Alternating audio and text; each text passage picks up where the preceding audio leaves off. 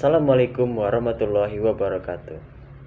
Perkenalkan, nama saya Gani Kunari Putra dengan NPM 1954 15 10 19. Di sini saya akan mempresentasikan jurnal yang berjudul Kandungan Oksalat Umbi Porang Amorphous Mauleri Blume Sin A Acorvelus Frain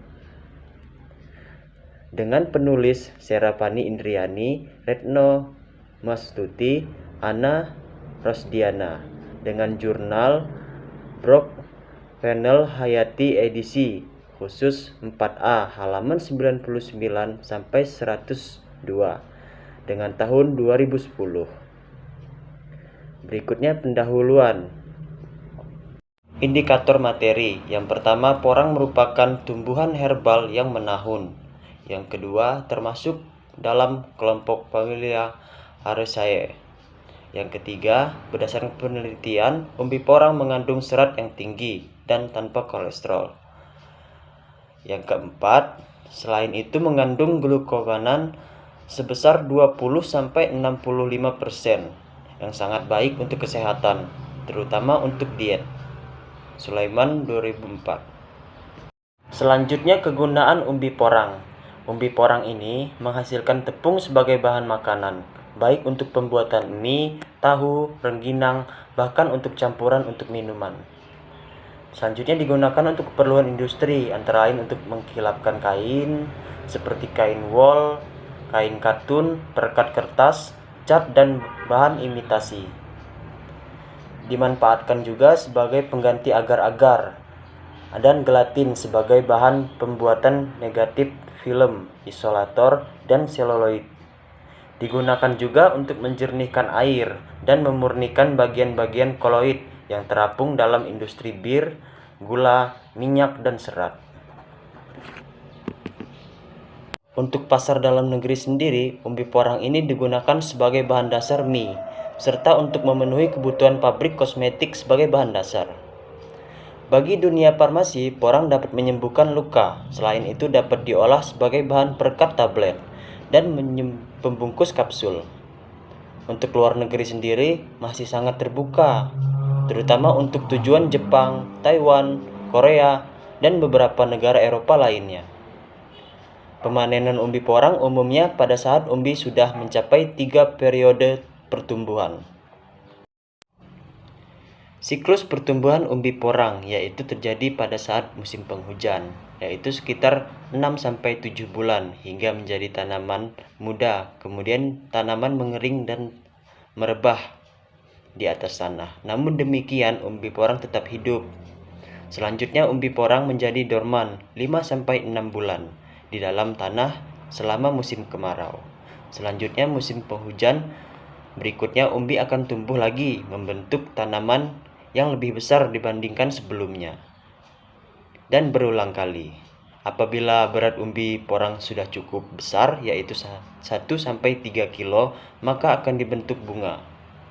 Porang mengalami siklus pertumbuhan kurang 1 tahun, baru mempunyai 1 katak, dan terdapat pada bagian tengah dan percabangan tangkai daun. Sedangkan pada percabangan lebih kecil belum didapatkan katak. Apabila jumlah katak banyak terdapat di percabangan daun itu, maka porang sudah mengalami 1 siklus pertumbuhan dan untuk siap panen. Selanjutnya, porang bersifat oksalat, yaitu oksalat di dalam makanan berakibatkan tidak baik bagi kesehatan karena 2 hal, yaitu oksalat adalah outrin yang mempengaruhi tidak tersedianya kalsium yang diperlukan bagi tubuh manusia. Yang kedua, pada beberapa kasus hewan ternak dapat teracuni tumbuhan yang mengandung oksalat. Nakata 2003. Dalam kasus ekstrim, oksalat dapat menimbulkan batu ginjal. Dalam jumlah cukup tinggi, asam oksalat dan kristal kalsium oksalat menyebabkan abrasi mekanik dari saluran pencernaan dan tubulus yang halus di dalam ginjal.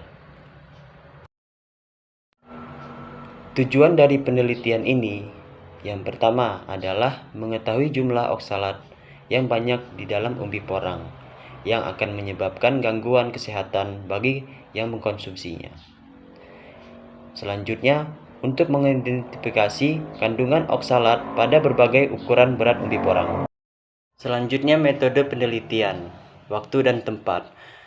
Tempat yaitu petani di Kesatuan Pemangku Hutan KPH Saradan, yaitu di Desa Klogon, Kecamatan Saradan, Kabupaten Madiun, Provinsi Jawa Timur. Waktu penelitian ini dilakukan pada bulan Mei tahun 2008. Subjek penelitian ini, metode penelitian yang digunakan adalah eksploratif. Porang yang diperoleh hanya terdiri dari satu varian saja. Sampel pada penelitian ini yaitu umbi dikelompokkan menjadi 3, yaitu rentang 100 sampai 150 gram, 2 270 sampai 350 gram, dan 3 500 sampai 600 gram. Setiap rentang kelompok berat umbi digunakan 6 umbi porang. Penentuan kandungan oksalat berdasarkan metode polimetri. Data kuantitatif dianalisis di MANOVA on the way untuk mengetahui perbedaan antar kelompok dan berat umbi. Dan berikutnya hasil dan pembahasan, yaitu berat umbi terhadap kandungan oksalat. Hasil penelitian disajikan pada uji statistik dengan MANOVA on the way, menunjukkan bahwa terdapat perbedaan antara antar kelompok rentang umbi porang terhadap kandungan oksalat total, oksalat terlarut, dan oksalat tak terlarut. Kadar oksalat total menunjukkan diagram dominan paling tinggi dan diagram terendah oksalat terlarut. Berdasarkan diagram, berat umbi porang berpengaruh terhadap tinggi kadar oksalat. Berikutnya, upaya penelitian dan ukuran sampel. Dapat dilihat di tabel berikut ringkasan uji Torquay HSD, rata-rata kandungan oksalat total dan oksalat terlarut dan oksalat tak terlarut dalam umbi porang tersebut.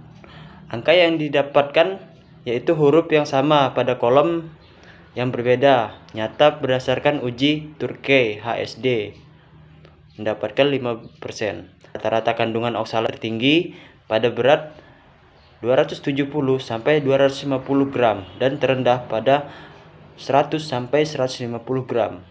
Kandungan persen oksalat tertinggi pada oksalat total, sedangkan terendah pada oksalat tak terlarut.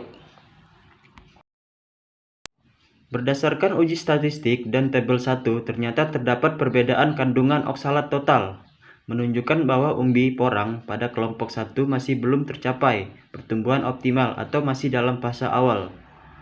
Sintesis oksalat pada tumbuhan terjadi melalui jalur glikolat dari fotorespirasi dan melibatkan asam akslorat sebagai prekursor.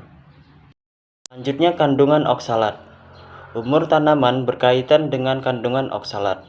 Adanya perubahan kandungan oksalat menunjukkan bahwa terjadinya dinamika dalam sistem oksalat seiring dengan pertumbuhan dan perkembangan umbi porang. Kesesuaian pola kandungan oksalat menunjukkan adanya sinergi dalam sintesis asam oksalat terlarut dan tak terlarut secara akumulasi menjadi oksalat total. Meskipun ada kesesuaian pola, yang membedakan kandungan oksalat umbi porang ini adalah pada besarnya kandungan atau kadar. Dalam tanaman juga bervariasi. Asam oksalat terakumulasi pada tanaman selama kondisi kering. Kandungan oksalat tertinggi pada daun, biji, dan terendah pada batang. Selanjutnya yang terakhir, kesimpulan. Simpulan yang didapat pada penelitian ini yaitu diameter porang dan berat umbi porang berpengaruh positif terhadap peningkatan ataupun penurunan kadar kalsium oksalat atau umbi iles-iles. Secara umum, kandungan oksalat tidak larut paling rendah dibandingkan kandungan oksalat terlarut, dan kandungan oksalat total adalah yang paling tinggi. Berdasarkan hasil penelitian, dapat disimpulkan bahwa ukuran berat umbi porang memengaruhi kandungan oksalat total dan oksalat terlarut dan oksalat tak terlarut. Berikut presentasi dari saya. Jika ada kesalahan kata, saya mohon maaf. Saya akhiri. Wassalamualaikum warahmatullahi wabarakatuh.